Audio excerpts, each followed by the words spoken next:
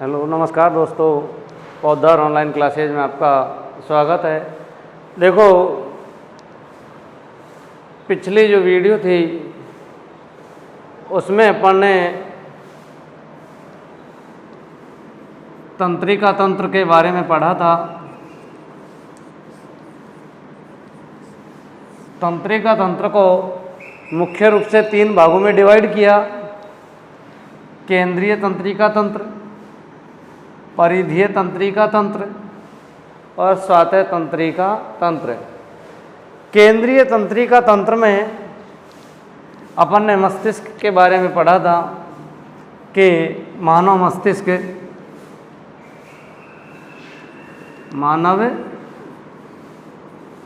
मस्तिष्क ये अपने शरीर का सबसे महत्वपूर्ण अंग होता है, क्योंकि मस्तिष्क के द्वारा ही मनुष्य की सारी गतिविधियां संचालित और कंट्रोल की जाती हैं। मनुष्य का मस्तिष्क ही शरीर में सबसे महत्वपूर्ण अंग इसलिए माना जाता है कि मानव मस्तिष्क अधिक सक्रिय होने के कारण यह सभी अन्य जीवों से बुद्धिमान जीव समझा जाता है। तो केंद्रीय तंत्रिका तंत्र में अपन ने मानव मस्तिष्क पढ़ा था, और मानव मस्तिष्क का जो निचला वाला भाग है मेडुला ऑब्लिंगेटा, और वो मेरु रज्जु का निर्माण करता है।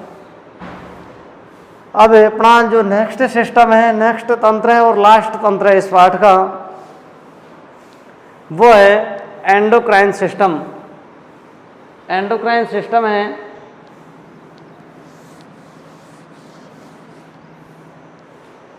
अंतःस्रावी तंत्र।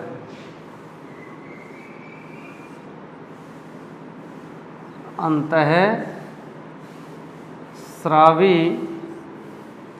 तंत्र। तो अंतःस्रावी तंत्र क्या होते हैं कि अपने शरीर के अंदर कई इस प्रकार की ग्रंथियां हैं जो एक विशेष प्रकार के रासायनिक पदार्थ, जिसको अपन बोलते हैं हार्मोन्स, उन हार्मोन्स का स्रावण करती हैं। और ये हार्मोन्स जो हैं ये शरीर में एक विशेष कार्य को संचालित करने या विशेष कार्य को संपादित करने के लिए उत्तरदायी होती हैं। तो अपने शरीर में अंतःस्रावी ग्रंथियां हैं, वो अंतःस्रावी ग्रंथियां मिलके एक तंत्र का निर्माण करती हैं, और वो कहलाता है एंडोक्राइन सिस्टम, अंतःस्रावी तंत्र। तो देखो, अपने शरीर में ग्रंथियां 2 प्रकार की होती हैं।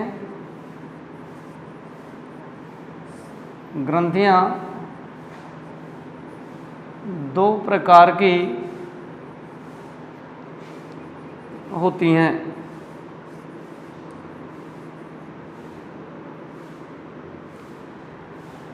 अंतःस्रावी ग्रंथि, अंतःस्रावी ग्रंथि, और दूसरी है बहिस्रावी ग्रंथि।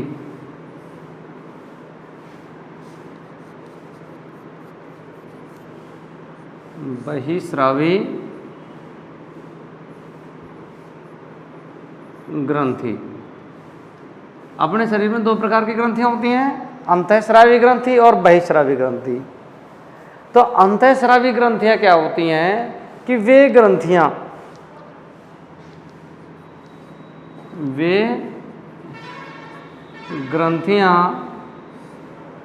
जो नलिका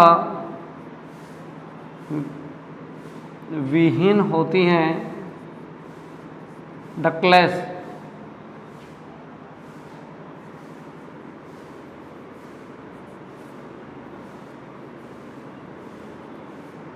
नलिका विहीन होती हैं तथा अपना स्राव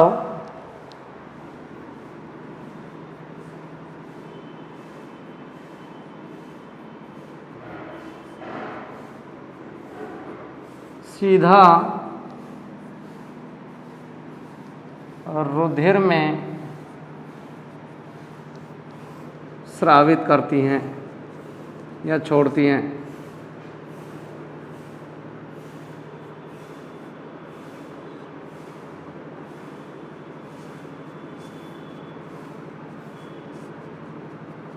अंतःस्रावी ग्रंथियां कहलाती हैं।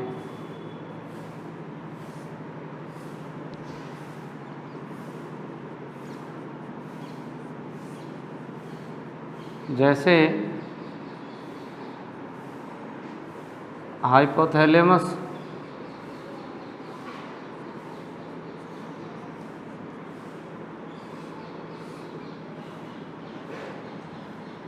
पीयूष,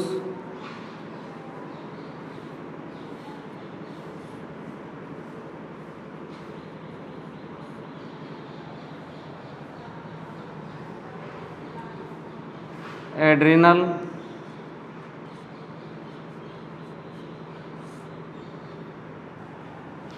और देखो जो अग्नाशय ग्रंथि है,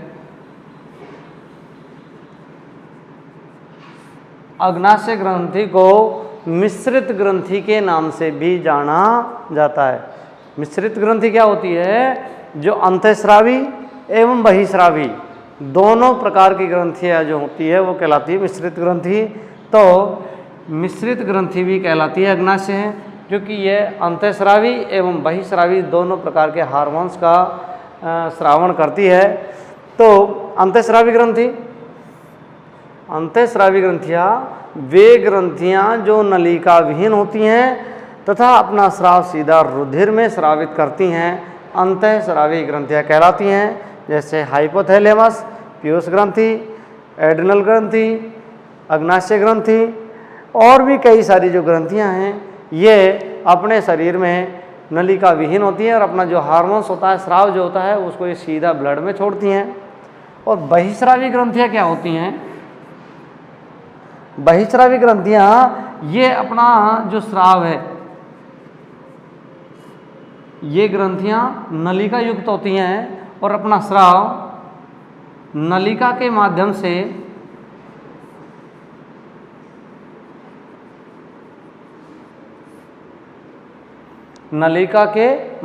एक उपयुक्त स्थान पर स्रावित करती हैं। तो इस प्रकार से अपने शरीर में दो प्रकार की ग्रंथियां हैं, अंतःस्रावी ग्रंथि और बहिस्रावी ग्रंथि। अब देखो इनमें से एक एक ग्रंथि का हार्मोन्स, उस हार्मोन्स के कुछ लक्षण हैं और उसके कुछ कार्य हैं।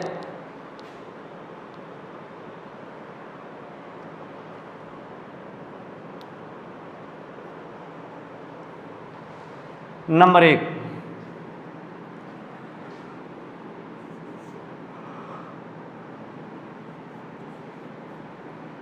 अंतःस्रावी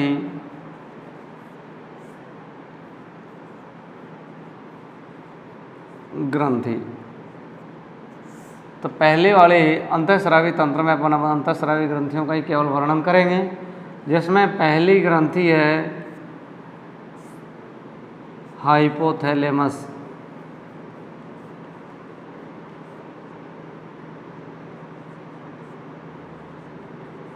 कौन सी ग्रंथि है? हाइपोथैलेमस। तो देखो हाइपोथैलेमस क्या है? ये पश्चिम मस्तिष्क का एक भाग में स्थित होती है। पश्चिम मस्तिष्क का एक भाग है हाइपोथैलेमस।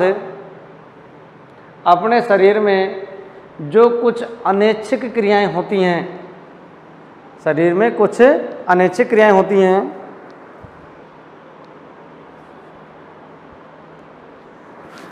उन अनैच्छिक क्रियाओं का कंट्रोल करने का कार्य करती है। यह पश्चिम मस्तिष्क का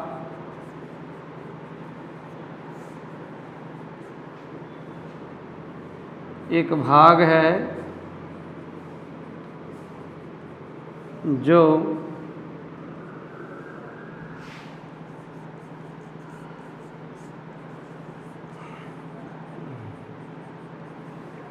शरीर की अनैच्छिक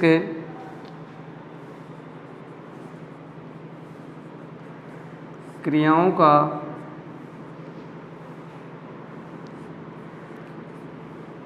नियंत्रण करती है जैसे बीपी, रक्तदाब, ब्लड प्रेशर,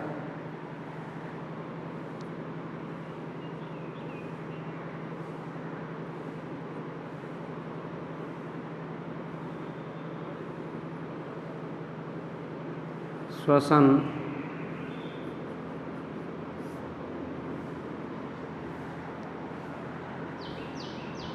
उत्सर्जन,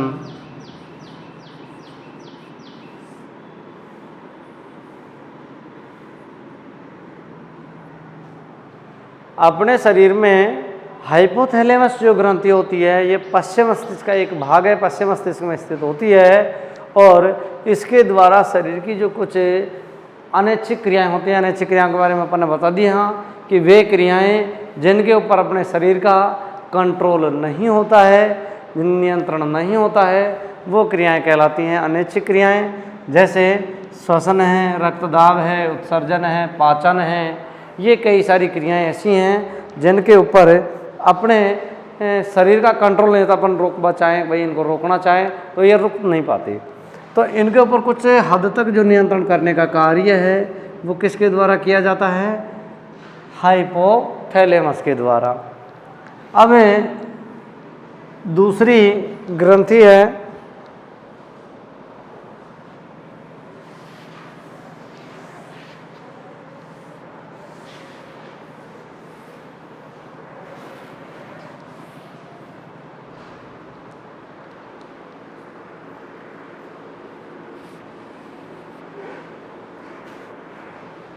दूसरी अपनी जो ग्रंथि है वो है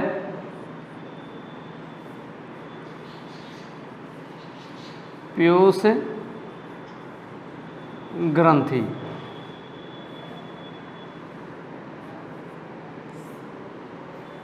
पीयूष ग्रंथि को मास्टर ग्रंथि के नाम से भी जाना जाता है। ये अपने शरीर में पश्चिम मस्तिष्क में हाइपोथैलेमस के पास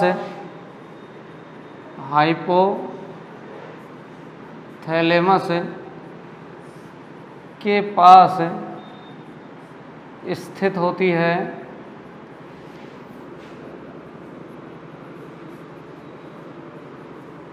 और इसके द्वारा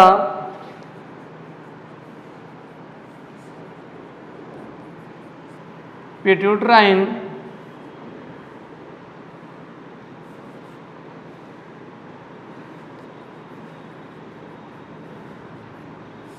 या वृद्धि हार्मोन बोलते हैं जिसको,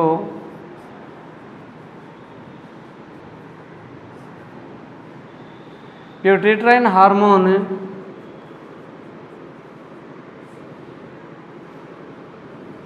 स्रावित किया जाता है।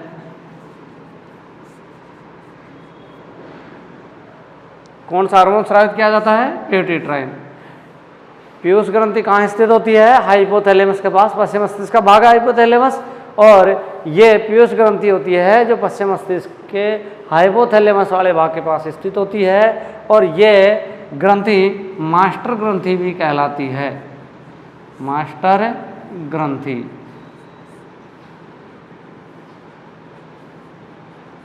इसको मास्टर ग्रंथि क्यों कहते हैं? क्योंकि जिस प्रकार से एक टीचर, मास्टर जो होता है कंट्रोल करने का बच्चों को ऊपर जैसे कंट्रोल करने का कार्य करता है, तो उसी प्रकार से पिट्यूटराइन जो हार्मोन है वो अन्य सभी ग्रंथियों से स्रावित हार्मोन के ऊपर नियंत्रण करने का कार्य करता है।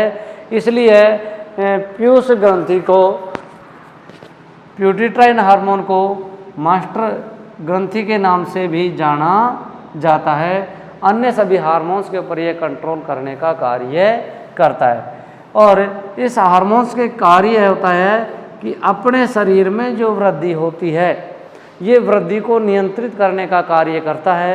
यदि पिट्यूटराइन हार्मोन एक लिमिट से ज़्यादा व्यक्ति में स्रावित हो जाए, एक लिमिट से ज़्यादा स्रावित होने लग जाए, तो उसे व्यक्ति की लंबाई अधिक हो जाती है, एक सामान्य लंबाई से अधिक। जैसे व्यक्तियों की जो सामान्य लंबाई है पुरुषों की लगभग 5.5 फीट से 6 फीट के लगभग, और स्त्रियों की 5 से 5.5 फीट के लगभग जो हाइट होती है, लंबाई जो होती है, उस लंबाई के लिए जो हार्मोन उत्तरदायी है वो प्यूटेट्राइन हार्मोन है, और इसके द्वारा व्यक्ति की लंबाई निर्धारित होती है। यदि यह पीयूष ग्रंथि से स्रावित प्यूटेट्राइन हार्मोन आवश्यकता से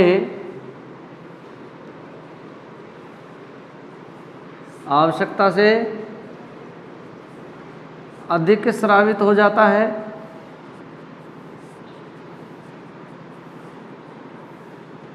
तो व्यक्ति की लंबाई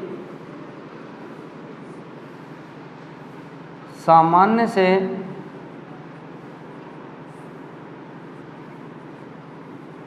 अधिक हो जाती है।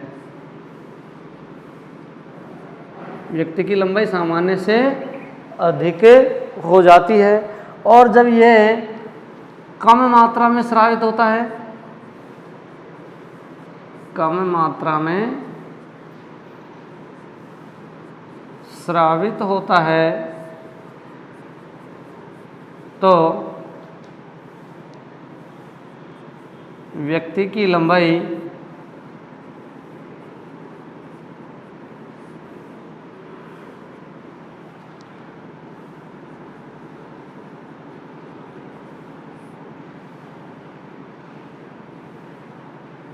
कम रह जाती है। तो व्यक्ति की लंबाई कैसी रह जाती है? कम, जिसको अपन बोलते हैं बोना।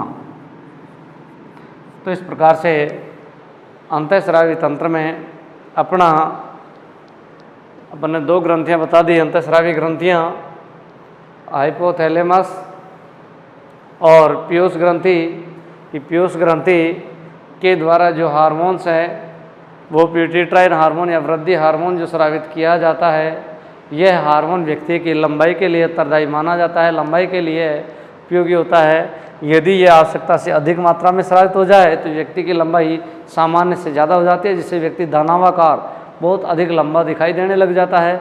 और यदि कम मात्रा में स्रावित होता है तो व्यक्ति बौना रह जाता है, लगभग 3-4 फीट के जो व्यक्ति होते हैं। तो इस प्रकार से यह लंबाई के लिए उत्तरदायी मानी जाती है।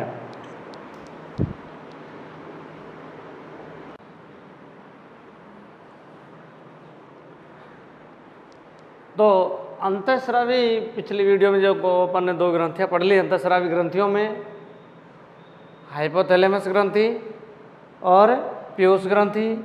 हाइपोथैलेमस ग्रंथि पश्चिम मस्तिष्क में स्थित, पश्चिम मस्तिष्क के पास स्थित हाइपोथैलेमस ग्रंथि होती है, पश्चिम मस्तिष्क का एक भाग है, और जिसके द्वारा शरीर की अनिच्छिक क्रियाएं नियंत्रित होती हैं। उसके बाद अपन ने पीयूष ग्रंथि पढ़ी, जो लंबाई के लिए उत्तरदायी हार्मोन प्यूटेट्राइन हार्मोन वैसोप्रेसिन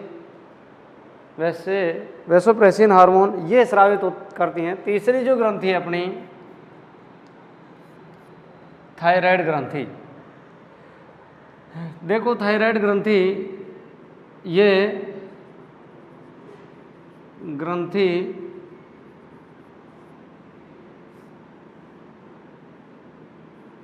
गले में श्वास नली के दोनों ओर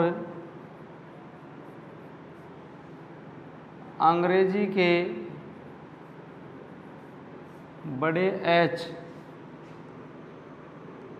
की आकृति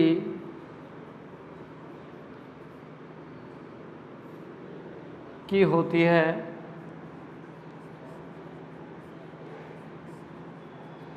कि कहाँ स्थित होती है ये थायराइड ग्रंथि? अपने श्वास नली जो होती है, श्वास नली में अंग्रेजी के बड़े एच, इस तरह से श्वास नली के दोनों ओर स्थित होती है, और ये अंग्रेजी के बड़े एच की आकृति की दिखाई देती है। इस ग्रंथि के द्वारा थायरोक्सिन हार्मोन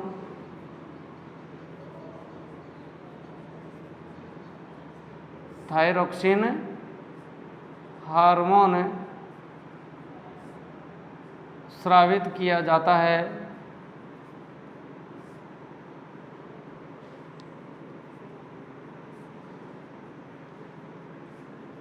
कौन सा हार्मोन स्रावित किया जाता है? Thyroxine hormone. और यह थायरोक्सिन हार्मोन जो होता है, यह हार्मोन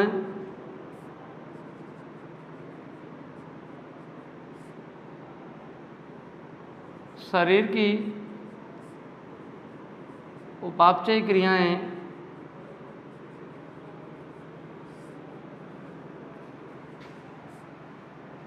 क्रियाओं को नियंत्रित करने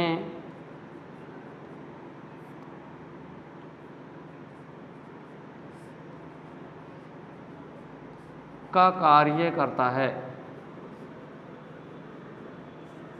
तो शरीर की जो भी मेटाबॉलिज्म क्रियाएं होती हैं, उपापचय क्रियाएं जो होती हैं, उन उपापचय क्रियाओं को नियंत्रित, जैसे कार्बोहाइड्रेट, वसा, प्रोटीन, विटामिन, इनका जो उपापचय किया जाता है, इन उपापचयों के लिए थायरोक्सिन हार्मोन उत्तरदायी होता है। और थायरोक्सिन हार्मोन के निर्माण के लिए इसके अलावा भी ये अपने शरीर में जो लाल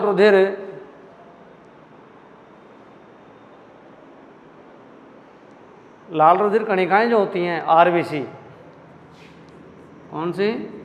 आरबीसी के निर्माण के लिए भी यह हार्मोन उत्तरदायी होता है। इस हार्मोन के लिए, थायरोक्सिन हार्मोन के निर्माण के लिए आयोडीन की आवश्यकता होती है। थायरोक्सिन हार्मोन के निर्माण के लिए आयोडीन की आवश्यकता होती है।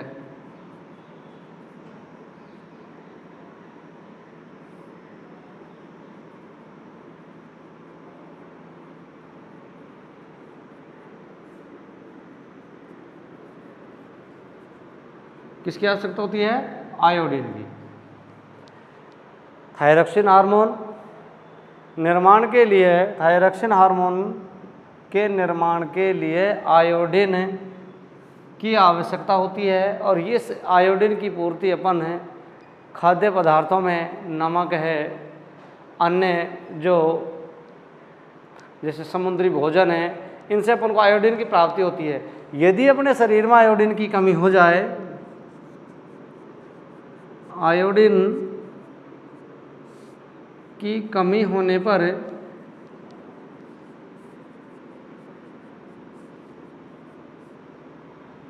घेंगा रोग,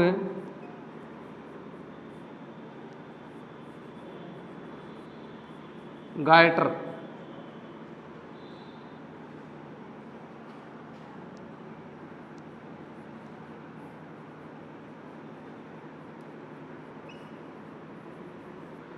कि अपने शरीर में जब आयोडीन की कमी हो जाए, भाई थायरोक्सिन हार्मोन के निर्माण के लिए कौन सा हार्मोन उत्तरदायी? थायरोक्सिन हार्मोन निर्माण के लिए आयोडीन की आवश्यकता होती है। और आयोडीन की जब अपने शरीर में कमी हो जाए, तो कमी होने पर यह घेंगा रोग या गायटर रोग हो जाता है। तो घेंगा रोग या गायटर रोग हो जाता है, जिससे व्यक्ति का जो गला होता है वो सूज के लटक जाता है और गले में सूजन आके, और फिर यह व्यक्ति में जो श्वास नली होती है उसको रोक देता है, व्यक्ति की दम घुट के व्यक्ति की मृत्यु हो सकती है। इसलिए ये अपने भोज्य पदार्थों में आयोडीन युक्त भोजन तत्वों का अपन को सेवन करना चाहिए, जिससे आयोडीन की कमी अपने शरीर में ना हो और ये थायरोक्सिन हार्मोन अपने शरीर में भोज्य पदार्थों की उपापचय क्रियाओं और आरबीसी के निर्माण के लिए उत्तरदायी होता है। और इसकी थायरोक्सिन हार्मोन की यदि अपने शरीर में कमी हो जाए तो कौन सा रोग होगा? घेंगा रोग, जिसको अपन गायटर रोग, गलघंट के नाम से भी इसको जाने जाते हैं, जिसमें गला सूज के लटक जाता है। तो ये 3 अपने ग्रंथियां हो गई। चौथी ग्रंथि है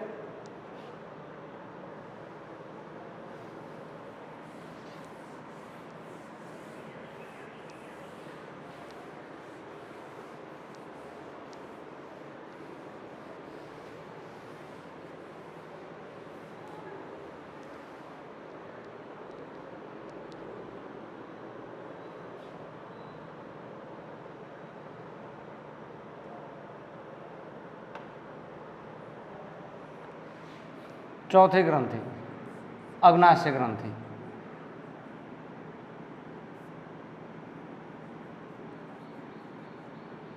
अग्नाशय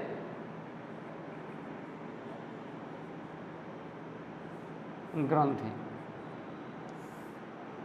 देखो अग्नाशय ग्रंथि ये अपने शरीर में अंतःस्रावी एवं बहिस्रावी दोनों ग्रंथियों की श्रेणी में आती है। अग्नाशय ग्रंथि जो है इसलिए इसको मिश्रित ग्रंथि के नाम से भी जाना जाता है। अग्नाशय ग्रंथि के द्वारा इंसुलिन एवं ग्लूकागोन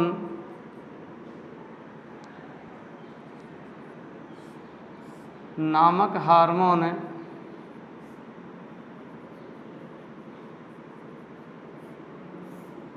इंसुलिन एवं ग्लूकागोन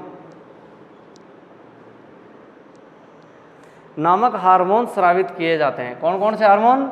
अग्नाशय ग्रंथि, ये अंतःस्रावी और बहिस्रावी दोनों प्रकार की ग्रंथि मानी जाती है, और इस ग्रंथि के द्वारा इंसुलिन एवं ग्लूकागोन नामक हार्मोन का स्रावण किया जाता है। अब जो इंसुलिन ग्रंथि है, इंसुलिन जो हार्मोन है, ये अपने शरीर में ब्लड जो होता है, ब्लड में शर्करा की मात्रा को नियंत्रित करने का कार्य करता है। रुधिर में शर्करा की मात्रा को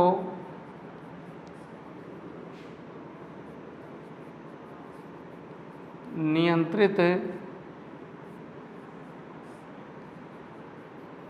करता है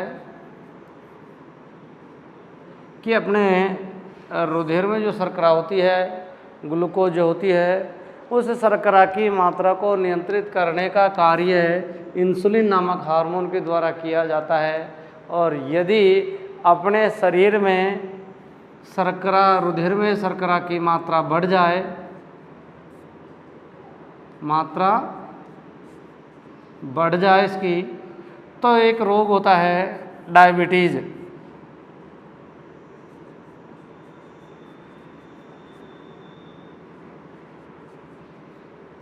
डायबिटीज एक रोग होता है जिसको अपन शुगर के रोग के नाम से भी जाना जाता है।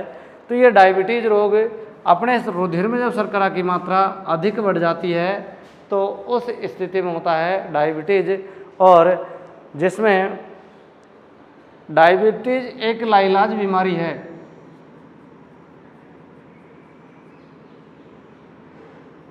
डायबिटीज एक लाइलाज बीमारी है, अर्थात इसका कोई इलाज नहीं होता है, फिर इसका केवल उपचार ही किया जा सकता है, और उपचार के द्वारा ही अपन इसको कंट्रोल कर सकते हैं। तो इसलिए अग्नाशय ग्रंथि के द्वारा इंसुलिन हार्मोन स्रावित किया जाता है, और इंसुलिन हार्मोन अपने रुधिर में शर्करा की जो मात्रा होती है उस शर्करा की मात्रा को कंट्रोल करने का कार्य करता है। और यदि रुधिर में शर्करा की मात्रा बढ़ जाती है तो डायबिटीज, जिसको अपन शुगर के बीमारी के नाम से भी जानते हैं, डायबिटीज रोग हो जाता है। और ये रोग जो है एक लाइलाज रोग है, और इसका फिर कोई इलाज नहीं होता है, केवल उपचार करके ही इसका नियंत्रण किया जा सकता है।